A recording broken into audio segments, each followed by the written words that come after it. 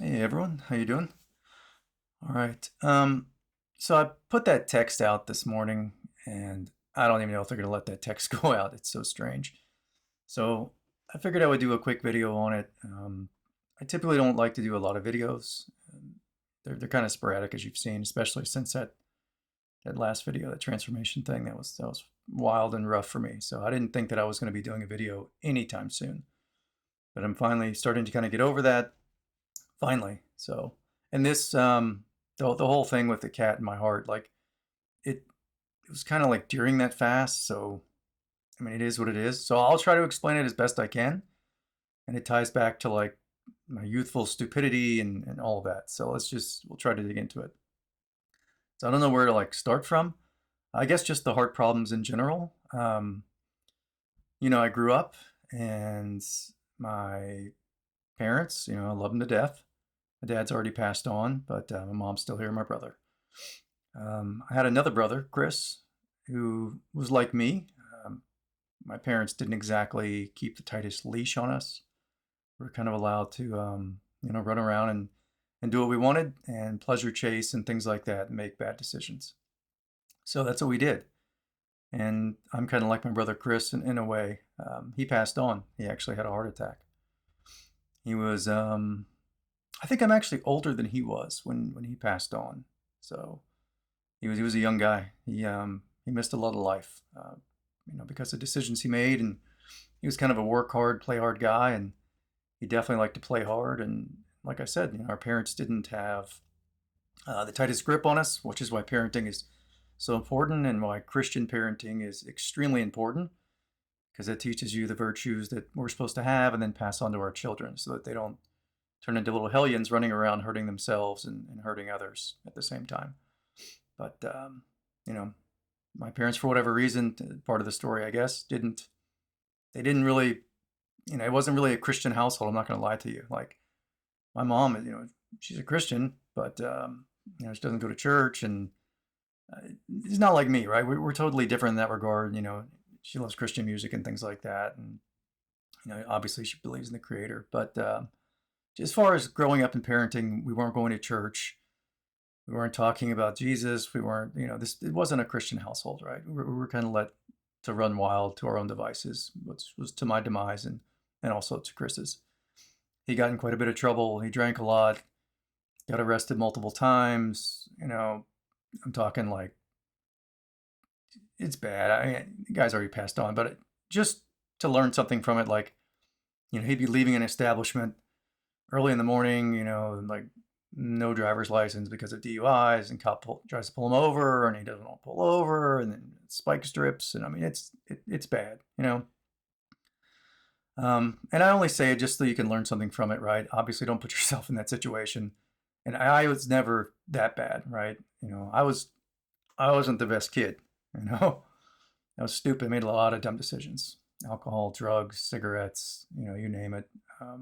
Sex out of wedlock, wasn't a Christian, wasn't living a Christian life at all.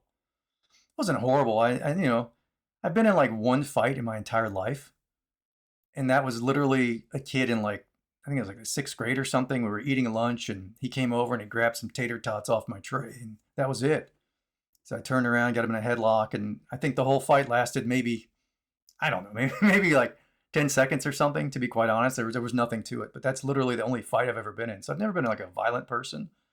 I just made lots and lots of stupid decisions, especially when it comes to like pleasure chasing, doing drugs, alcohol. Alcohol was huge for me. I was a big. I don't want to call myself a drunk, because I mean it sounds permanent. Like alcoholic sounds so permanent. Like you can change anything. You just have to put it in the never box. That whole rational recovery thing I was talking about a while back. When you put things in the never again box, like never, like even if the world's ending, it doesn't matter. You don't drink.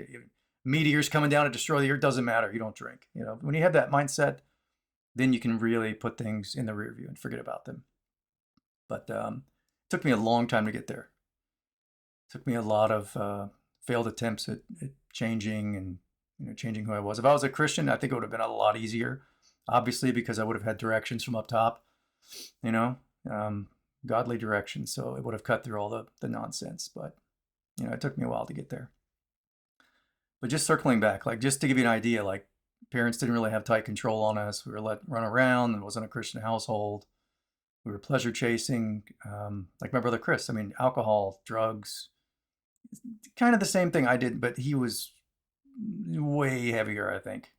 He definitely was. He was way heavier into it. I was no angel, but, and I paid the price, right? Because I hurt my body, which goes back to the whole cat thing, which I know that sounds crazy. And if you want to not believe me, that's certainly your choice, but I know what happened. Trust me, it was weird. I've never had anything like that happen in my life. It doesn't sound possible. It sounds ridiculous. Absolutely ridiculous. It's like the dumbest thing I've ever heard of. Like, no one would believe that. It's so crazy. Like, if you were going to make up a story, don't make up that story. No one's going to believe it. It doesn't make any sense. But it's true. I don't know exactly how it works, and I'll explain it, to the best of my ability. But I don't know how it works. I just know it happened, and I'm glad it happened, and it's part of that fast, and it's one of those reasons like I had to complete that fast. I told you, like I've done the fast twice. I've done it like regular with spiritual aspects in it, especially towards the end. That was the first one. And then this transformation fast was just, I got wrecked. I got absolutely wrecked.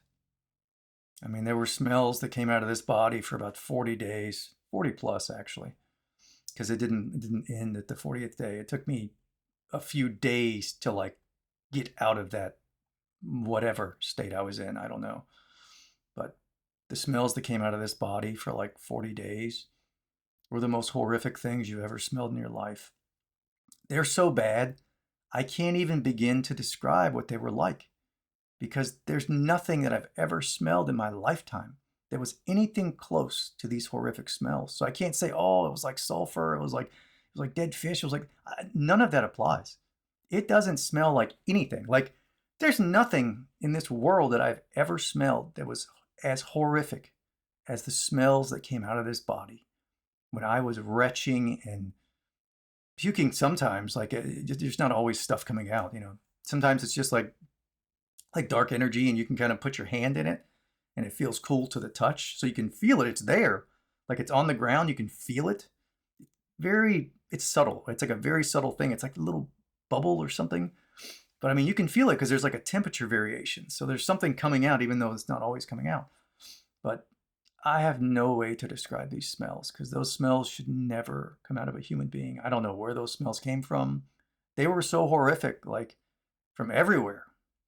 I mean, like gas, like it, I would almost throw up. Like I would have gas. I know you don't want to hear this, and I don't want to even talk about it, but like gas, like for 40 days. And it was so horrific that I could barely breathe. It felt like I was breathing in poison. That's how bad it was. Like when I would have gas, it was like poison, like putting toxic air all around me. Like it's horrific. The armpits, the smells that came out, like my body was purging poison for 40 plus days, is essentially what it was. And, that's not normal. I've heard of people retching in like ayahuasca ceremonies and stuff like that, where that's like totally different. I would never do that. Especially because of like, I've done, drugs like that, hallucinogens before. So I have an idea of what that's like, and I have no interest in going back to that. But I mean, some people do it, and then they go and they do like the vomiting or whatever for like, I don't know how long they do it, like an hour or so. Like this went on for 40 plus days. I have no idea what was getting out of this body, but it took 40 days to get it out. And had I quit that fast, even a day early, I would have had to redo it. I know that because there were like certain like toll gates along the way where like I would have like major purges and things would happen. And some of them, like I'm talking like day 38, day 39, like there was some kind of like spiritual contract there. And I had to get through the 40 days. And it honestly was longer than that because it took so long to get out of it. I mean, I just felt like I was dying. And but yeah, like, so Chris, my brother, he went wild, bad parenting, to be honest. It wasn't a Christian household, so that was the main issue. And eventually he had things go wrong at work, and he got back into drinking. He'd quit drinking for the longest time, but he was still smoking weed. So it's like, you kind of like, yeah, you gave up the alcohol, that's really good, but then you like you're still on the weed. So it's not, that's not sobriety. That's not the way we're supposed to live. We're supposed to be sober minded at all times. And that includes all intoxicants, even caffeine, right? Sorry. But, sober is sober and caffeine's a drug also. So it all matters. But, things were going bad at work for him, and he got back into the alcohol, and I think maybe even like cocaine and stuff like that. He just went off the Richter scale, and marriage problems, obviously, right? You're doing that kind of stuff, you're going to have marriage issues. So it was a really bad situation. And, he had a bad ticker. And I thought, oh, it runs in my family. Well, yeah, it runs in your family because y'all all have the same, addictive personality, and you're doing the same stupid stuff. So he had like a little heart issue, I think maybe like heart arrhythmia and stuff like that. And he did get a spider bite, I think like a week before he died. So the doctor said like that definitely could have been something to do with it. And it probably was, because it was some kind of like poisonous spider. He was out in his garage hanging out, doing whatever. And a spider bit him. And I think he thought it would be okay. And then eventually he ended up in the hospital. So it was like really bad. Down here we got like brown recluses. I don't know if that's what it was. I'm not sure. But whatever bit him, and he was in the garage hanging out, and some spider bit him. And he lasted about, I think, like a week after that. And then his heart just gave out. That was it. So, but like I said, he honestly, he did it. I can't say for sure, right? I'm not a doctor. I don't know what was going on in his body, but I'm sure he did a lot of damage in his body from all of the alcohol and the drugs and the weed and everything else. Like, I'm sure that had something to do with it. And I only say that because, like I said, like, oh yeah, well, you got the same, heart. Maybe it's a congenital issue or whatever. Yeah, you can say that, but I drank a lot. I'm sure by medical definitions, you would have called me an alcoholic, but honestly, I don't like that term at all, because it makes it seem like some kind of permanent disease, which it's not. It was a choice. I mean, there's nothing making you go to the store, right? And like grab the bottle and take it up to the register and pay for it and take it home and guzzle it down and get completely plowed and wake up feeling like death, right? And you swear you're never going to do it again. And then guess what? You come home that night or the next day and you get some more and you want to feel better, right? It's just this vicious cycle, but it's an addiction. I mean, it's one of those things. Nobody's making you do it, and you can quit. So I don't like that whole, you call someone a drunk or you call them an alcoholic. Alcoholic sounds like you're cursing someone, like you're going to be like that the rest of your life. I have zero interest with alcohol. You could put 50, 60 bottles of alcohol around me all day long. The only thing I'm going to do is get upset and throw them against the wall and bust them, because I know how badly they screwed up my life. I have zero interest. There could be a meteor coming down on the earth right now. I wouldn't care. I'm not touching that stuff ever. Ever. It took so many years of my life away from me and so many opportunities. I was functional. I didn't always drink. I would have sober periods, sometimes for years. But, I always went back to it. I always tripped up back into it until I finally put it in the never box. And once I put it in there, it was gone. It got put in that never box, like no matter what, never, ever, ever. And that was it. Like once you have that mental switch and you're like, never, like no matter what, yeah. You win the lottery, doesn't matter. Earth's going to explode, doesn't matter. Someone's got a gun to your head and they said, look, you got 1 minute, you can drink this drink. No, I'm not drinking anything. So once you put in that never box, that's it.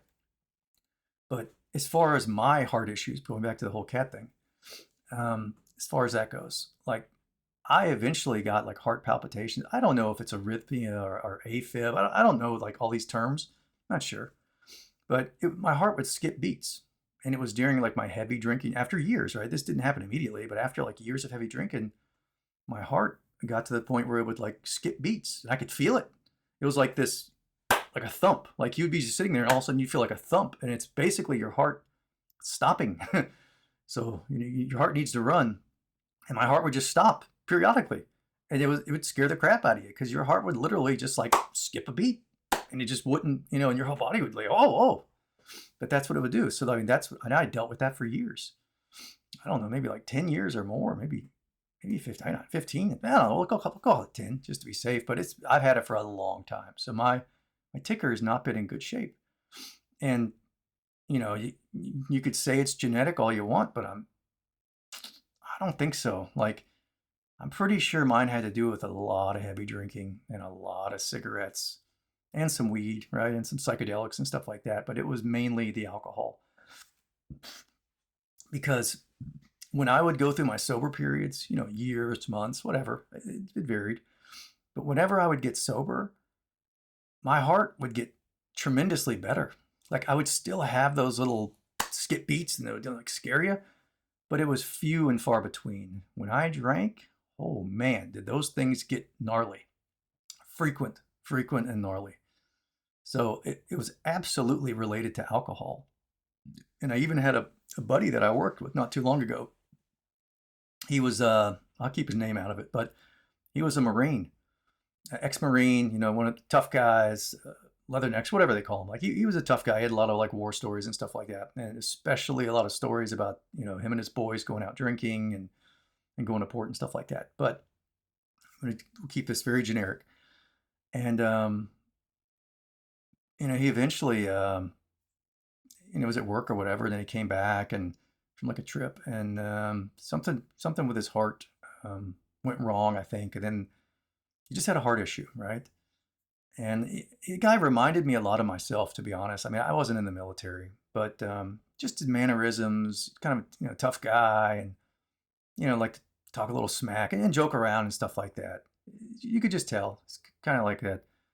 Not disparaging on Marines or anything, guys. He fit a little profile, at least, from what I'd seen in movies. That's all I'm saying.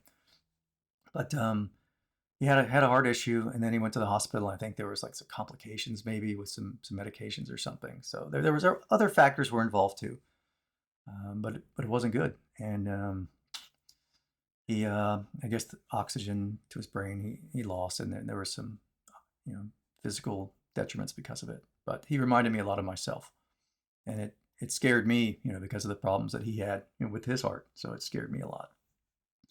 Like I said, I saw myself in him a lot, just like I saw myself in Chris a lot, because we had the same, addictive personalities and just poisonous things that we did to ourselves. So stupid.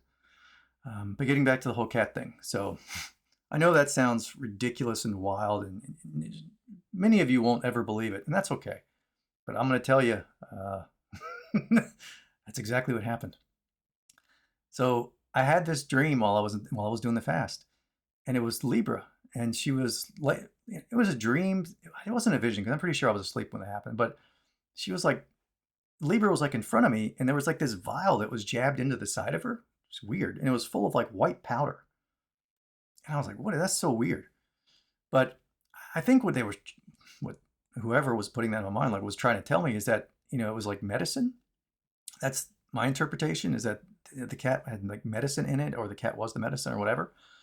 But during the fast, like, my heart palpitations got really wild. Like, they started getting like, just, my heart was like jumping, and it was bad. If you've ever had those heart palpitations where your heart misses a beat or skips a beat, it's really scary. Because if your heart doesn't beat, you're gone. Your body's going to go and your soul's going to go out of your body. So I think that I'm pretty sure if I didn't finish that fast, that this whole Libra cat surgery thing would not have happened. It wouldn't have been completed. And I'm pretty sure I would have had a serious problem with my heart down the road. I think that's why one of the reasons why this fast was so critical for me to get done. And which is why, like, everyone's been harassing me for years, like, leading up to this point. Like, my neighbors, their animals, just the way they interact with me. Like, these dogs, like, next door, have been the most annoying animals you have ever dealt with in your entire life. These dogs would not shut up. They were constantly harassing me, constantly barking all the time, constantly barking, screaming, neighbors going nuts. Like, this whole neighborhood was like against me and driving me absolutely insane. The second I got through that fast and I finally completed it after like 40 plus days, when I could finally move and figure out what was going on, the whole neighborhood changed. I now have like one of the quietest neighborhoods in the world. I thought I was going to have to move out of here like immediately because these animals wouldn't leave me alone. I mean, everything, the crickets, squirrels, everything, the dogs, the people, everything in this neighborhood was harassing me all the time. It was the most uncomfortable thing ever. And I was going nuts because they wouldn't stop. And as soon as I got through that fast, everything stopped. And this neighborhood is completely different. The dogs are as quiet as they can be. They bark sometimes, but I mean, like normally. Everything changed. My neighbors are different. Like the whole world changed. It's like the whole world was harassing me until I got through with that stupid fast. The second one, the first one and the second one. But like I said, I had that dream where like Libra had that little vial jammed in the side of her and it was full of like white powder. But and during the fast, like I was starting to have like palpitations a lot, so it was really scary for me because I started off dry, right, trying to do the dry fast, and I would do like 3-4 days dry, and then I would drink, and then that would purge out this nasty, heavy, like thick, like almost like toxic looking urine. It was awful. And then like maybe towards like the middle and the end of the fast, I was just drinking water, because I realized I was getting all this stuff out of my body, like purging all this stuff. And like I said, this horrific smells. I mean, they smelled like nothing I've ever smelled in my life. Nothing that ever should come out of a human being should smell like that. Nothing. Awful. Just terrible. And so then Libra, like she would lay on my chest and she would literally like lay on my heart. It's this weirdest thing. She doesn't typically do that, but she would lay on my heart. And then while she was laying on my heart, I could feel my heart moving and like tugging and pulling and like fluttering, and like somebody was working on my heart as I was laying in bed, going through this horrible fast, farting out these smells that would literally probably kill a normal person. They were so horrible and horrific. Those smells would probably kill you. I would take the blankets and like quadruple fold them and like stick them over my face, and it didn't matter. These toxic fumes would get through anything. And then like after that, if I accidentally inhaled some, my lungs would start feeling like they were collapsing. Like I would be hacking and coughing for like hours if I accidentally inhaled any of this disgusting. It was horrible. But that also goes back to like this cleansing. I also think that my lungs were being cleansed out as part of this process, because I was going through these stages where I'd be like coughing and coughing. And it wasn't productive. I wasn't getting anything out, but it was almost like a fine combing or like scrubbing or something, like combination. So maybe it wasn't the fumes doing it, but like my lungs were being cleansed somehow because I smoked for so many years, You're talking 20 plus years of cigarette smoke in there. And I just felt like somebody had like a comb in there and they were just like scraping like the cilia in my lungs, and I was just hacking and coughing, but it wasn't super productive. But Libra, when she would lay on my chest like that, I could feel it. I could feel the fluttering and like a pulling, and like this, somebody was like working on my heart. And it's while she was laid out flat on my chest. And that's the only time it would happen. It would only happen when she was laying on my chest, like right on my heart. She would just lay there and I would feel it. So it's like it was either her doing the surgery, which I know sounds ridiculous. No one's going to believe that. Or it was her being used as a conduit and somebody was working through her to get to my heart. And maybe they were using her as like a diagnostic tool to monitor my heart rate by her laying flat out.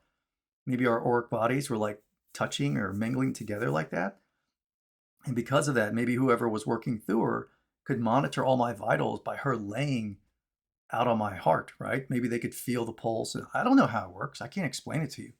But one of those things has to be true. Something was either working through her body, which is why it only happened when she laid on me. So either they were using her as a diagnostic tool or working through her body mass, or it was just her doing it. I don't know. I have no idea, and I really don't care. But keep in mind, like during this fast, I felt like I was dying. I literally felt like I was dying as part of this. It was like me crucifying myself. That's how horrible it was. And I did feel like I was dying. And I told you that whole like entity that was in me that kind of like absorbed into my subtle body as part of this process. And like it felt like the gravity was like 2 or 3 times too heavy. And I was literally like pinned down to the bed because the gravity here is just way too heavy. It's too strong. So I was like pinned down to the bed, and all these smells are coming out of me, and it's just disgusting. And I'm literally like retching for 40 days, 40 plus days actually. And this cat's laying on me after I had that dream vision. I call it a dream. So I wasn't scared. Like I knew what she was doing or what somebody was doing through her. I could knew like because I knew that honestly, like if I didn't get that heart fixed, I'm pretty sure I was going to die at some point in time in the future, which would have been problematic for the time frames that I'm going to need to do things. So this had to get fixed. And I don't think it's anything that could have been fixed with like a regular surgeon. Like to do this kind of surgery. Number one, I don't have medical insurance, so and I don't have any money. So there's no way that I'm going to get the surgery done anyway, right? It's not going to happen. And that would have required, like, they would have to come in and like to even fix that kind of stuff. I don't even know how they do it nowadays. I guess they have to cut you open and go in there and with your heart and do. I don't know.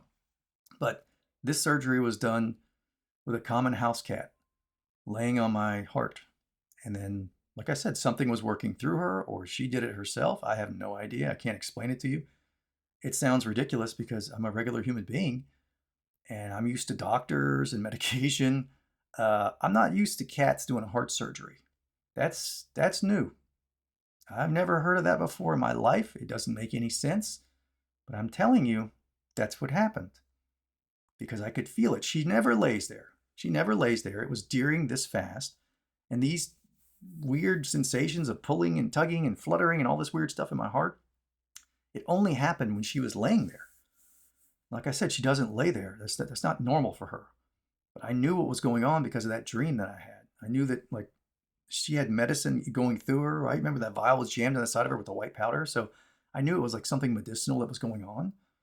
And somehow in my mind, I just knew. I don't know how I knew, but I knew that she was like the best heart surgeon in the world. And I had nothing to worry about. So I just laid there. And because granted, before she did all this, I was having pretty big heart palpitations. Like I said, I was doing like dry, wet fasting. I was kind of switching on and off, but I was having pretty big problems. And this wasn't too far into the fast when this happened, I don't think. And it was a couple different sessions. It didn't happen all at once. Like she would lay on there. I don't know how many sessions it was, like maybe 3 or maybe like 3 is probably about right. It didn't take long. But somehow, when it was done, I no longer felt any heart palpitations. And to be quite honest, I no longer felt my heart at all. Like when she was done, I could no longer feel my heart beating. And I started to get kind of freaked out because, like, even to this day, you know how like the doctors are like they'll check you, they go down their thumb or whatever, and they can check your pulse like that.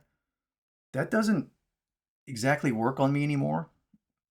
Like if I run down the hallway or something, maybe I could do it then. But typically, like 80-90% of the time, if I ever try to check my pulse just by like grabbing my wrist like that, I feel absolutely nothing. So kind of got worried, about that. I mean, it was good because I never felt the heart palpitations again. Like all those heart troubles and like the pounding heart and all this stuff, like I would have multiple different symptoms. I'm pretty sure I messed my heart up pretty badly with all the drinking and the smoking. I think it was mainly the drinking, but obviously smoking too, like my throat and other things. But somehow it's like disconnected because once she was done with those probably like 3 sessions or something, like I never felt my heart again. It's like something else took over those functions and I didn't have to worry about them anymore. They weren't really connected with my body at all somehow. I know that sounds strange, but I literally have not felt my heart since I went through that fast. It doesn't beat heavy. It doesn't pound. It doesn't flutter. It doesn't skip beats. I literally don't feel my heart at all. And it got so it got so bad that I actually ordered a stethoscope off of Amazon. It's not expensive. It was a cheap one. It was like $20. I mean, but it's good enough for what I need. I needed to make sure that I still had a heart. I can still beat it. And like I was just getting a little worried because my body went through a lot of weird transformations and like this constant meiosis, I guess you call it, in my eyes or whatever. I don't know. This was weird. I don't know what the deal is there, but I don't know. My eyes feel fine. I see fine. Everything's good. I had that weird issue too, like where I couldn't sleep at all at night. When that fast finally ended, like I was really just couldn't sleep at all anytime. I would be up all night long. Also, all night. Couldn't sleep. I would just literally stay up all night. And then in the daytime, I'd try to get a nap. But all that's balanced out now. So now I can sleep through the night normally. It's like I feel normal again finally. It took a while. I finally feel normal. I just don't ever feel my heart now at all. So no pounding of the heart, no heart palpitations, nothing. Whatever she did in those 2 or 3, I think it was about 3 sessions, but 2 or 3. Whatever she did or whatever someone did through her, it absolutely fixed my heart. And there's many people that will never believe that, right? They'll be like, oh, that's the dumbest thing I've ever heard of. Well, let me tell you, it's true. I can't explain how it works. It makes no sense to me at all. I've heard of psychic surgeries. I understand that concept because I've had a lot of things done to this body that were not done by things that you can see. And if you've watched any of these videos, you know a lot's happened to me in this room. Everything happened in this room. All of it. Maybe some things happen outside, but I'm pretty sure everything that I've talked about has happened in this little dusty room with these books, and none of this has changed. I mean, one day I'll actually clean this room. I know it's terrible. I got to get it cleaned up, but everything happened here. My mom's little den downstairs. So, and there are some people that will never believe that story. It's a ridiculous story, to be honest. It's crazy. Like, cats don't do heart surgery. That doesn't happen. This isn't like La La Land. Like, this is the real world. I'm telling you. She was laying on my chest for a reason. I've had heart palpitations for 10 plus years, maybe 15, because of heavy drinking, cigarette smoking, things that people should never do. Which is why, the rule is like no intoxicants. You're supposed to be sober minded. This is in the Bible, right? It's not a surprise. But, sometimes we're stupid and we win stupid prizes. So I basically destroyed my body through sin, through voluntary sin, things that I did. Was some of that done because of what was in my body? Probably for a long time. Yeah, that's probably accurate. Things that I didn't,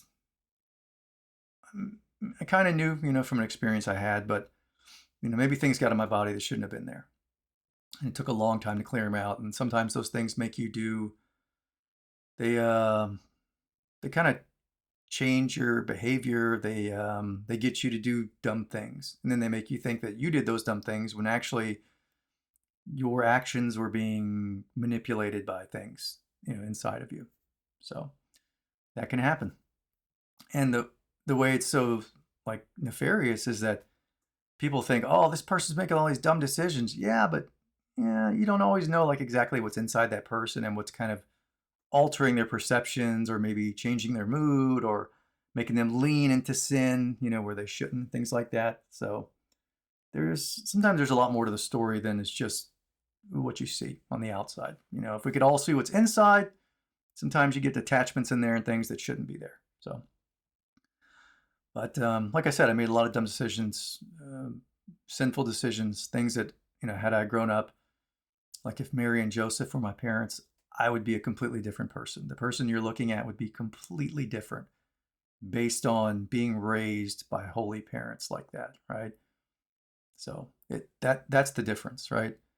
You're raised by Mary and Joseph. You're going to be a lot different. I wasn't. I have my parents, and that's my story. So it's a different story. But yeah, so that's what happened. And like I said, I'm pretty sure that heart was going to be a serious issue for me down the road. I don't know how much longer I would have had, but either way, I know I had to get through that fast. And I did finally. And now, because of it, I literally cannot feel my heart at all. I can't even really check it like this. Trust me, I've tried over and over and over.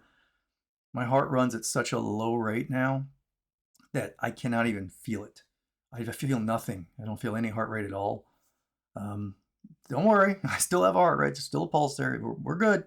There's no zombies here. So I got the stethoscope, put in the heart. Yes, I can hear it. It's fine. It's not the best stethoscope in the world, but for what I need, it's fine.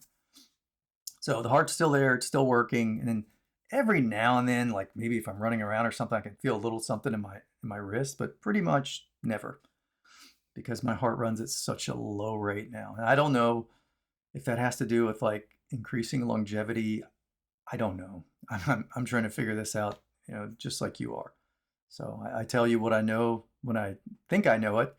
And there's a lot of times when I'll tell you I don't know because that's the truth. If I don't know, I don't know. And I'll tell you that. And you've heard me say it many times, and I'll say it many more times because I'm not going to lie to you. I'll give you the truth. I'll tell you the truth. Like this whole cat surgery thing, uh, many people will think I'm crazy because of it. Probably should be locked up in a loony bin or something like that. But, should I tell you? I think so. I think it's pertinent. Don't take this as you need to go out and get a cat, right? I'm a vegan. I don't even agree with owning cats. I've had these cats prior to this whole awakening, enlightening, whatever you would like to call it.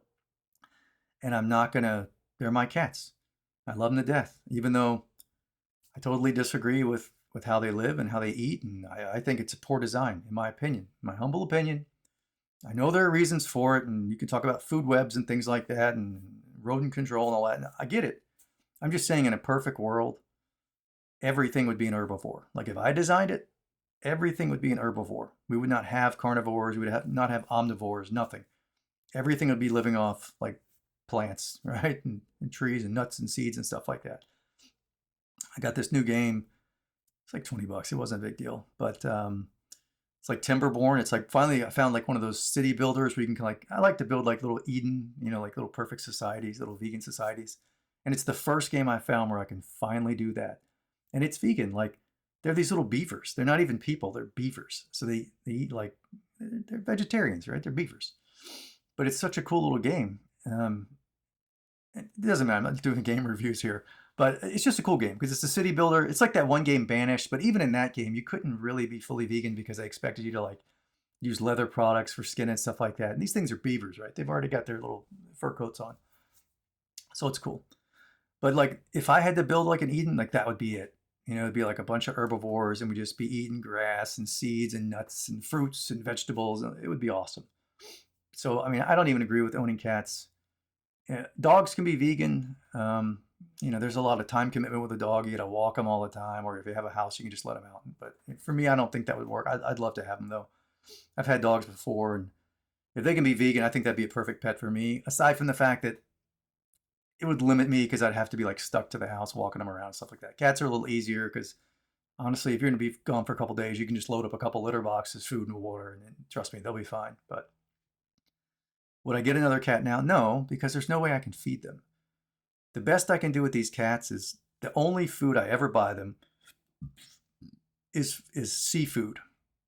I don't get them the wet food because that's just, I think it's disgusting. I hate the smell of it. I don't like touching it. It's nasty.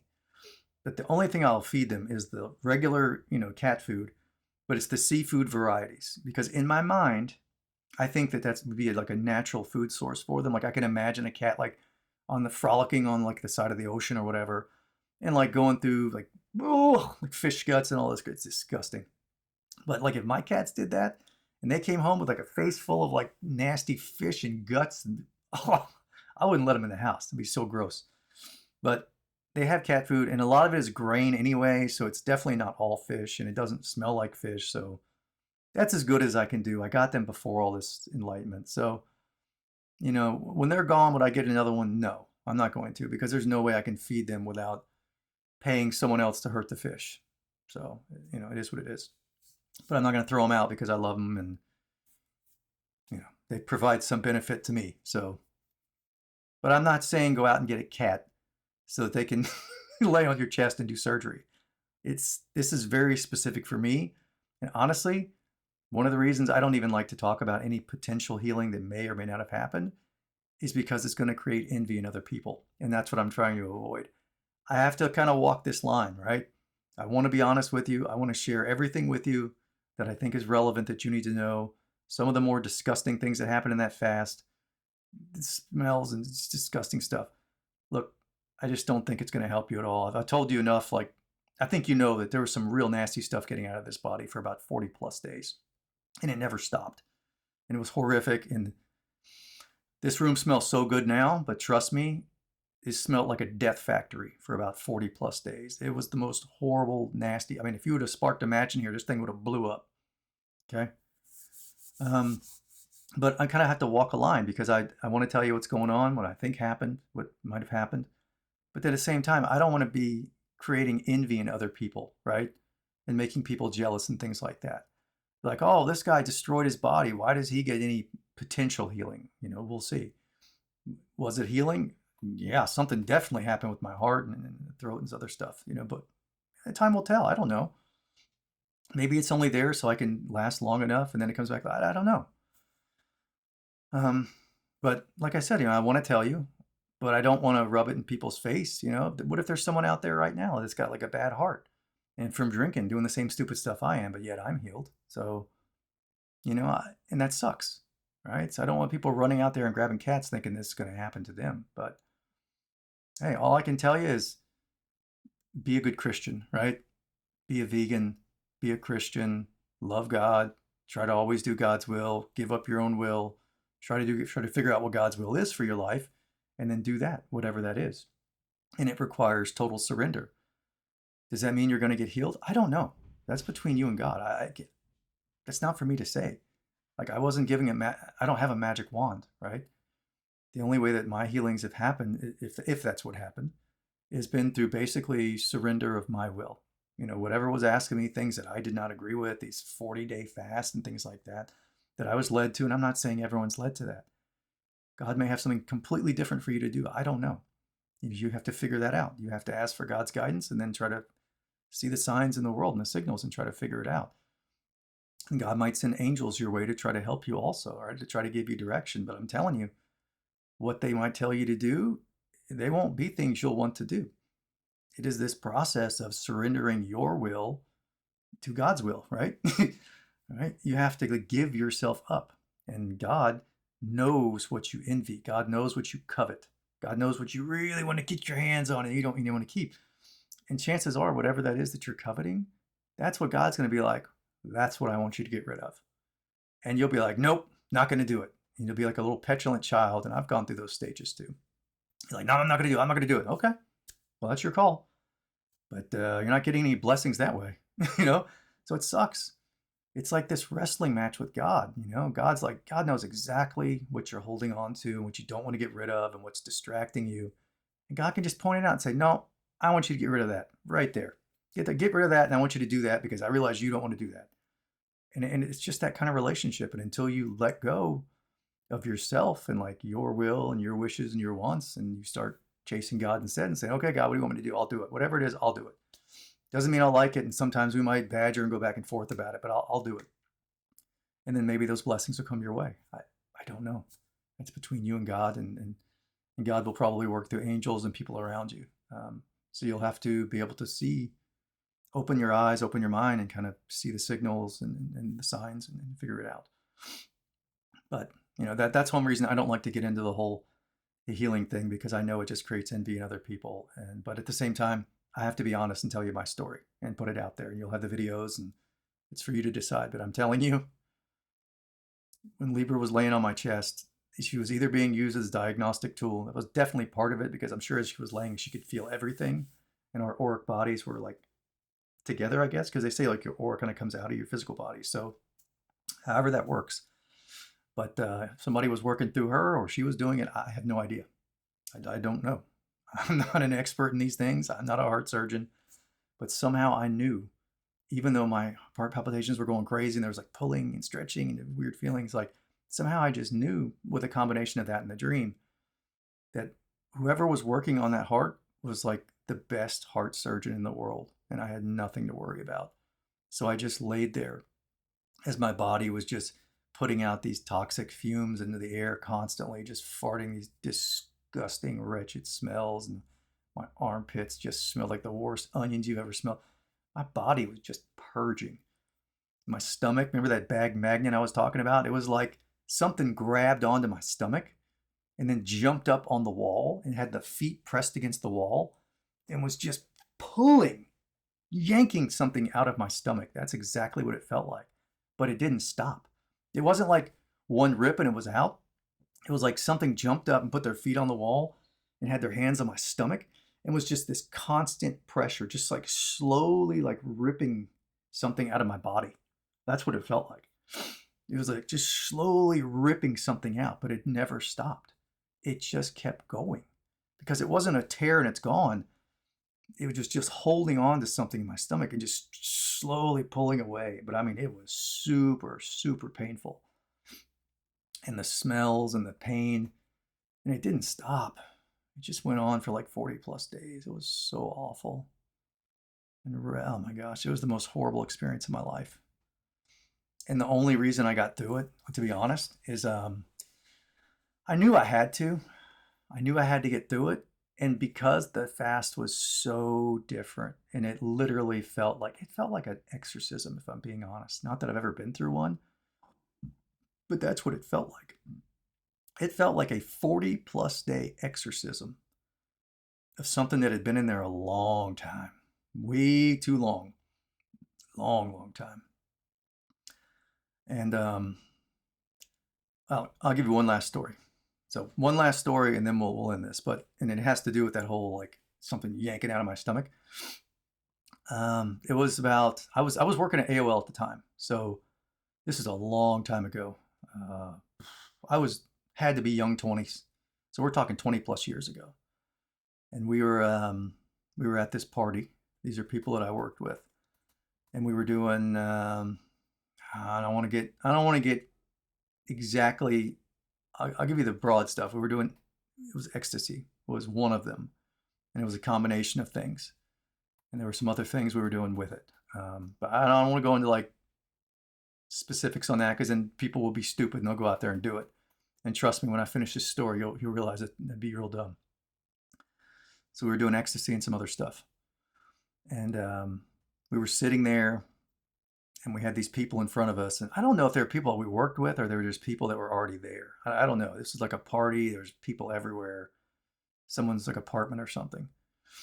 And we were like doing these things, while we were doing the ecstasy, and essentially what they do, and there were some other things, but what it does is like it kind of like it's like your oxygen level to your brain, gets cut a little bit. So what happened is it felt like it was like another dimension, if I'm being honest. Like it would be like this room, but a bad version of this room. Right? So it would be like just this room, but the switch got flicked. And all of a sudden, this room would turn into like a different dimension, a bad dimension, right? So it went from being normal, and like you hit a switch and it was like like a hell filter kind of thing. There wasn't flames or anything like that, but it was very dark, very demonic. Like, yeah, it's like I unzipped it and like literally stepped into a dimension of like hell, to be quite honest. And the people that were sitting in front of me, they were no longer like regular people. So they had like the little horns. They had a little tail. They both had tails flicking behind them with like a little, kind of like a little star thing on their tail. So I absolutely lost it. And when I was in church one day, they were like, oh, the strongest person in the world couldn't stand to stare into hell for like 10 seconds. And you're like, what are you talking about? 10 seconds, big deal. Well, yeah, it's a big deal. Because like I said, like it was like I unzipped the world and boom, it was the same world. It was the same apartment, but it was like hell. It was basically like hell. And the people that were sitting in front of me, they just got these really like sinister, like, like really like nasty, nefarious grins on. And they had the little horns. Their faces looked kind of contorted, like demon-like faces. And they both had little tails flicking behind them. And these were things I couldn't see before. But like I said, when the dimension changed, I could. So like the tail was like a subtle tail. So then I could see it and the horns and everything. So like these things were already there, but the entire world changed. It was the same world, but it completely changed. Like it was like a nasty version of the same world. That's exactly what it was like. It was like I stepped into a different dimension and I was literally like in that same apartment, but in the hell version of it. So that's the weird part. It wasn't like I went down or up. It was just that my dimension changed. I stepped into their world and they could see me. And I saw them for the very first time. And when I saw them, I went into like catatonic shock. Like the fear that I had was like catatonic. Like my eye, I would have looked like this. If you could just imagine these eyeballs getting as big as possible, that is the terror, absolute terror that fell over my body. I was completely in shock and terror. All I could do was sit there and stare. And as I was staring, I was thinking in my mind, and they completed the sentence for me. And they're like, "Oh, what's wrong? You have deja vu?" And like, I had seen this, I had lived this experience before.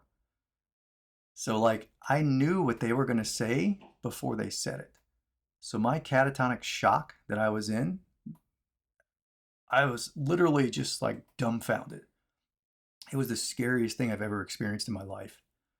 Absolute terror fell upon me. And for probably a month or two after that, I was so screwed up mentally. Like, it was like I went into that terror, and when I got that terrified, something went into me and like attached itself inside of me, is the best way I can describe it. And this was back in my early 20s. So, very early 20s. This is like my first real job I had after working at Winn-Dixie. So, this is a long time ago. This was back when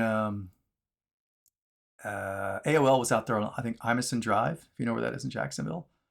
And I was so scary. And it reminded me of that time in church when they said, yeah, the strongest person in the world couldn't look into hell for 10 seconds without being just absolutely terrified, which sounds stupid, but trust me, if you ever see it, you'll agree. You will. I hope you never do. But they had it all, man. They had the little horns, they had the demon face, they had the little flicky tails, everything. All the little caricatures you've seen, it's just like that. And I went into absolute shock. My eyes were peeled back like silver dollars, and I was so terrified. And it's because I was on those hallucinogens and a combination of other things that kind of cut the oxygen to my brain a little bit.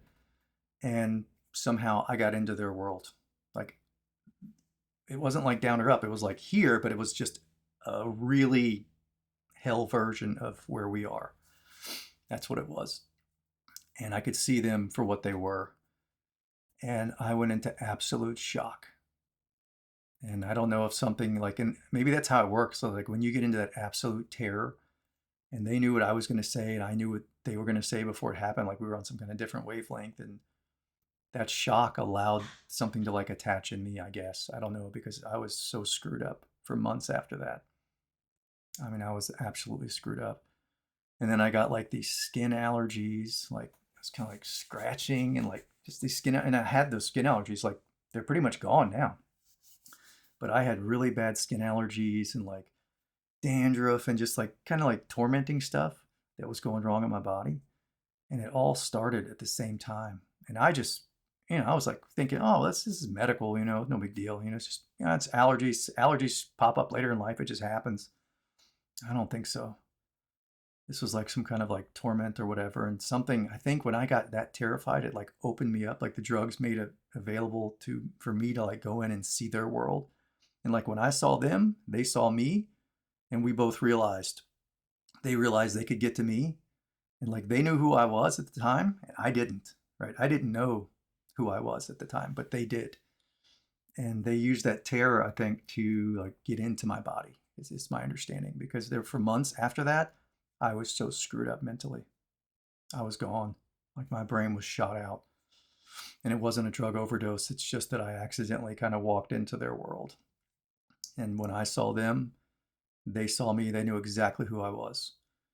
And they put the fear of, I guess, the devil into me. It wasn't the fear of God. And like I said, I was terrified. And then like I could like see people looking at me all the time, and like it was like I'd gone crazy. It was like, man, I could have ended up in a mental institution, to be quite honest. And eventually it slowly subsided over time, but I don't know that I ever got rid of whatever was in me. I'm not sure, because once those things are in you, they kind of control your, they don't want you to know that they're there, obviously, because then you might try to like exercise them or do something. If that's even what happened, I don't know. But all I'm telling you is it had a major impact on my life. So I don't know If anything was in me, I don't know. But all I know is that I accidentally stepped into their world and they saw me and they knew exactly who I was. And at the time, I had no idea who I was. But after that experience, I was so messed up for months. It took me so long to get over it. And I will never forget what they looked like with the little horns and the little tails flicking back and forth, smiling, these nefarious, just like, like I can't even do a smile. It's so disgusting just the way they smiled at me. It was horrible. So I don't know. The moral of the story is do not do drugs. We have to be sober. We're expected to be sober, and I mean really sober. No intoxicants whatsoever. It's including caffeine. Sorry. Even caffeine is a drug and it impacts our mind. So we have to be sober minded all the time. But that's it. I don't want this to run too long. Oh, wow. Whoops. Sorry. We're almost at an hour. Kind of went all over the place there. But that's the story. Yeah. Somehow my cat laid on my chest and somehow it kind of fixed my heart. Now my heart runs at such a low level that I basically have to use like medical instruments just to feel it, which is kind of weird, but it is what it is and it feels good. I don't feel any problems. I think that I definitely would have had problems down the road if I hadn't gotten that corrected. How it was done, I don't know. I'll never be able to explain that. I don't think anyone's ever going to explain it to me or you. No, we'll see. But I can tell you it happened. And I can at least explain it from my side, you know, how the cat was just laying on me and that's when the procedures took place. And I had the dream, so I kind of knew it was a medicine thing. It wasn't a bad thing. And I just had to lay back and trust that whomever was working on that heart was really good at what they were doing, because the surgery didn't cost me anything aside from a 40-day fast where I got absolutely destroyed the entire time. My body was never cut open. It was a psychic surgery. I guess that's a term for it. I don't know. Subtle surgery, psychic surgery. I don't know. But yeah, no medication. I was fully awake. There was no bills for it. Obviously, I can't afford to pay them anyway. I don't have insurance. And there's no scars or anything. And it was one of the most amazing experiences I've ever had in my life, because I can tell you what happened. And whether you believe it or not, that's up to you. I can't make you believe it. But I know what happened. I don't know exactly how it happened, but I know what happened. And I know the results of it now are that I have zero feelings in my heart at all. It's still there. It's still pumping. Don't worry. I've checked it with medical equipment. It's still working normally. It just, it's at a very reduced rate. And it doesn't impact my energy levels at all. I go walk around the park, 2 laps, no problem. Like anything I could do before I do now. I haven't tried jogging just because, for whatever reason, God's not down with all that vanity and running around in the tight short. No, can't do that. So, you know, you have to be obedient. And there's some things that God's like, look, yeah, I don't want you doing that stuff anymore. So it's off the table. And with that obedience comes some blessings. I'm sure that varies per person depending on our past and our path going forward and things like that. So, you know, what that means for you and your relationship with God and what blessings he may or may not bestow upon you, it'll be based on obedience, right? And love and things like that and compassion. You know, God will check your heart. God will definitely check you. From time to time, you will be tested all the time. I'm tested all the time, to be honest. You know, sometimes you beat those tests and sometimes you don't. And if you don't, then you have to go through and you test again. And it's just a process. It's a learning process. But that's about all I had to say about it. So I'll go ahead and wrap this up for now. I don't want it to get too long. Like I said, I didn't think I'd be doing a lot more videos, but I was just so messed up, man, after that fast, or that transformation. It wasn't a fast. I mean, it was, but it wasn't. And I was just so screwed up after that. And I'm finally back down to like where I feel normal. And now I'm not terrified of my heart exploding. So I feel a lot better. My mood's starting to come around, which has taken a while. I've gone through a lot of anger. Like I've been really angry like the last week or so. And it's weird. I go through these phases where it's almost like a rage burn off. I think I mentioned it before. Like you just get this uncontrollable rage and anger. And then you get through it and it burns off. And then once it burns off, you're like, oh, I feel good now. I feel good. I feel relaxed. This is nice. So I don't know. It's a process. Maybe it's just learning on my part, just learning to let go of the wheel. you know, and let God drive a little bit. Well, a lot of it. That's it. So I'm working on my obedience and my virtues, and living a godly life, and just cleaning up, getting clean, getting perfect as I can get. So I'm still working on that. But that's it for now. So I hope you learned something from this. Like I said, don't run out and buy a cat thinking it's going to fix, thinking it's going to be like a mobile healing station for you. There was a whole process to get me to this point, and it involved a brutal fast. And I don't even know what all that was, everything that took place there, I don't know, and it doesn't really matter. And I don't feel like going through that in detail. Maybe one day I will, but I don't know. I just don't think it's going to help you, and I don't want to scare anybody. So, but that's it for now. Just remember, God does love us, even though sometimes it may not feel like it. And God provides guidance, and God has helpers down here that He will send to work with us, right? And they look just like us. You're not going to notice any difference. Like his angelic workers down here, light workers, whatever you like to call them, they look just like us, and they are in all rich, poor, medium, people living on the streets. They're everywhere. So don't ever look down on people that you think are less than you, or, look down on people just because they have more than you. Like, trust me, God has people everywhere. They're all over. So, and they're used to test us, right? They're used to test us to check our heart, right? Not physically, but check our heart, see what our compassion's like, to see if we care about other people, especially people in need. But that's it. So just remember, God does love us, and He's trying to help us, and we're trying to perfect humanity, not make it better than it was. We're trying to literally perfect humanity. So it's going to require all of us to do our part. That's it. Until we talk again. Thank you.